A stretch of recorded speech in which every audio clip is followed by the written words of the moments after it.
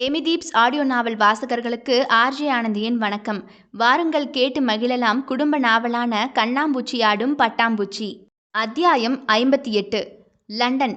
இவ்ளோ விஷயம் பண்ணியிருக்கீங்க என்கிட்ட சொல்லாமலே, அதுவும் எவ்வளோ தந்திரமா மறைச்சிருக்கீங்க என்ற மனைவியோ ஜிஎம் சாரின் மூக்கை பிடித்தாட்ட, சர்ப்ரைஸ்னா அப்படித்தானே என்றவனோ மடியில் அமர்ந்திருந்த பொஞ்சாதியின் காதில் ரகசியமாய் வினவினான்.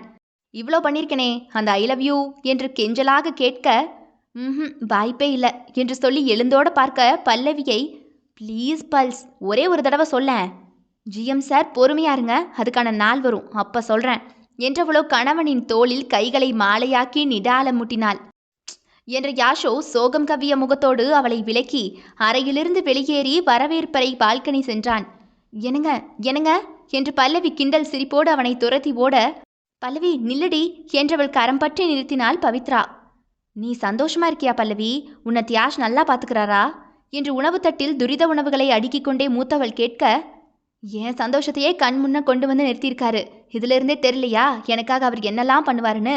நான் எவ்வளோ ஹாப்பியாக இருக்கேன்னு இதுக்கு மேலே சொல்லியா தெரியணும்? இது போதுண்டு எனக்கு. எங்க என்னால் உன் வாழ்க்கையில் ஏதாவது பிரச்சனை ஆகியிருக்குமோன்னு நான் நிறைய தடவை கதிர்கிட்ட சொல்லி வருத்தப்பட்டிருக்கேன் பல்லவி.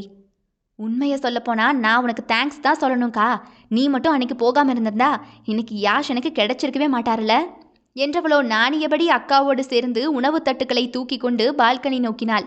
மனைவி பல்லவிக்கு வாழ்நாள் வியப்பொன்றை கொடுக்க நினைத்த யாஷ் யதார்த்தமாய் கடவுள் புண்ணியத்தில் துருக்கி பயணத்தின் போது சந்தித்திருந்த பவித்ரா, கதிர் மற்றும் குட்டி பேபியையும் அவன் வீட்டிற்கு அழைத்திருந்தான். அதுவும் துணைவியின் பட்டமளிப்பு விழா நடந்தேறிய நாட்களில் அவர்களின் வருகையை உறுதி செய்திருந்தான். இதுதான் பட்டம் வாங்கிய பெண்டாட்டிக்கு புருஷனின் பரிசு. நானும் காத்துக்கிட்டே தான் இருக்கேன், பவித்ரா நல்ல பதிலாக சொல்லுவாங்கன்னு என்ற கதிரோ கையிலிருந்த பீட்சா துண்டை சின்னதொரு கடி வைக்க, ஏன் சொல்ல மாட்டாங்க, அதெல்லாம் சொல்லுவாங்க, நீங்கள் கல்யாண வேலையை ஆரம்பிங்க கதிர் என்ற யாஷ் நக்கல் தொனி கொள்ள கையில் ஜூஸ் கிளாஸோடு, 2 பேரும் கொஞ்ச நேரம் சும்மா இருங்க, நான் கேட்குறேன் அக்கா கிட்ட, கண்டிப்பாக நல்ல பதில் தான் சொல்லுவா பாருங்க. அக்கா நீ சொல்லுக்கா, கதிர் மாமாவை கட்டிக்க உனக்கு சம்மதமா? மாமாவாக்குன பிறகுதான் சம்மதம் கேப்பியோ என்று குறுநகை கொண்டவளோ தங்கையின் தலையை செல்லமாய் தட்டிட, அப்புறம் என்ன, தட்ட தூக்க வேண்டியதுதான் பவித்ராவை கதிருக்கு பொண்ணு கேட்க என்று யாஷ் சிரிக்க, குட்டி பாப்பாவும் அதன் இருப்பை காட்டியது கை கால்களை ஆட்டி. அன்றைக்கொரு நாள் யாஷ் பல்லவி இருவரும் முகிரத்தில் திளைத்திருக்க வந்திருந்த குறுஞ்செய்தியானது பவித்ராவிடமிருந்தே. கதிருக்கு சின்னதாய் ஒரு ஆக்சிடென்ட். கையில் குழந்தையோடு சரிவர ஆங்கிலம் தெரியாமல் தடுமாறியவள் யாஷின் நினைவு வர அவனுக்கு அழைத்தாள். ஃபோனை எடுத்திடாதவனுக்கு வாய்ஸ் நோட்ஸ் அனுப்பி வைத்தாள். ஆனால் ஃபோன் ஸ்விட்ச் ஆஃபில் இருக்க யாஷ் எதையுமே அறிந்திருக்கவில்லை. நல்ல வேளை, அதற்குள் பவித்ரா, கதிர் மற்றும் பேபி மூவரும் பத்திரமாய் போலீஸ்காரர்களால் மருத்துவமனைக்கு அனுப்பி வைக்கப்பட்டனர்.